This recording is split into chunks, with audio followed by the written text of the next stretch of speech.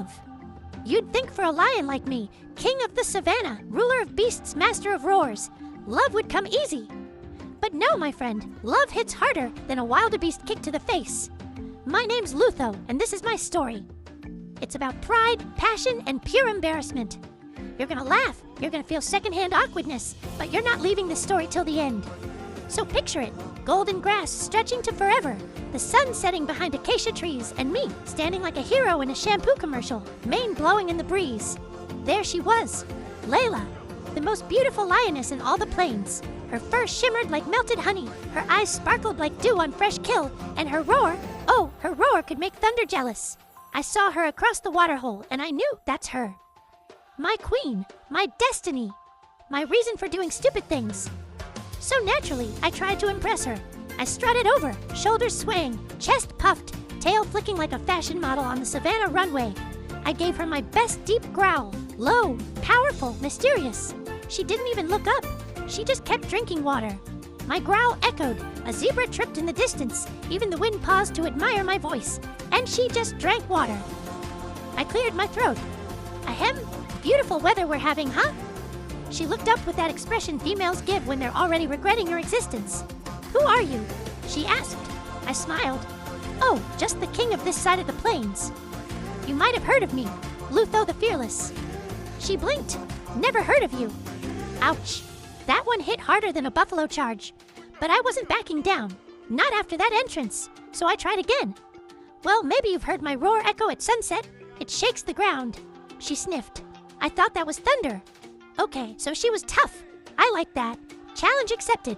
Next day, I decided to impress her with a hunt. A grand romantic gesture, me bringing her a juicy meal like a true provider. I spotted a wildebeest grazing. I crouched, crept forward, every muscle ready to strike. The wind shifted. Perfect. I pounced and face planted straight into a termite mound. The wildebeest didn't even run. It just stared at me like, bro, seriously? Layla, of course, was sitting nearby, watching everything. She laughed so hard she almost choked. I stood up, pretending like I meant to do that. Testing the soil, I said, very fertile. But that laugh, oh, that laugh, it was worth every speck of dirt in my mane. I decided then that no matter how many times I embarrassed myself, I'd make her laugh again. So the next day I went with plan B, strength display. I found a fallen tree, flexed my muscles, and pushed it aside like it weighed nothing. Except it didn't move. I roared and pushed again, still didn't move. I gave it one final shove, and crack! It rolled back and smacked me in the face. I saw stars. Layla saw comedy gold. She fell over laughing, tears streaming down her face. At this point, even my own pride was judging me. My brother Mako said, "You're turning into a clown, bro." I said, "It's called love. You wouldn't understand." He said, "Yeah, love's supposed to make you strong, not stupid." He wasn't wrong. So I changed tactics. No more showing off. I'd win her heart with my charm. That evening, as the sun dipped low, I strolled to her with a flower in my mouth. Lions don't really do flowers, but desperate times. "Layla," I said softly, "when I look at you, I see stars." She raised an eyebrow. "It's daytime." I blinked. "Then you must be the sun." She squinted at me, unimpressed. "Are you okay?" Just then, a baboon in the tree yelled, "Bro, that was weak." I snarled, but the moment was gone. Still, something changed. She didn't walk away this time. Instead, she said, "You're weird, Lutho. Is that good?" I asked. She smiled, a tiny one, but it counted. Maybe. That maybe gave me hope. I spent the next few days doing what any love-struck lion would do, stalking her respectfully, pretending to hunt nearby, sharing shade spots like it was a coincidence. Sometimes she'd tease me. "You following me again?" she'd say. "No," I'd reply, "just heading the same way as fate." She'd roll her eyes, but I swear I saw her smile when she turned away. Then came the night everything changed. The stars were out, hyenas laughing in the distance, crickets chirping. I was sitting near the river when she appeared beside me. My heart skipped. "You're quiet tonight," she said. "I ran out of ways to embarrass myself," I joked. She chuckled. "That's new." We sat there silent for a while. The moonlight glimmered off the water and the air was cool. Then she said, "You know, you're different."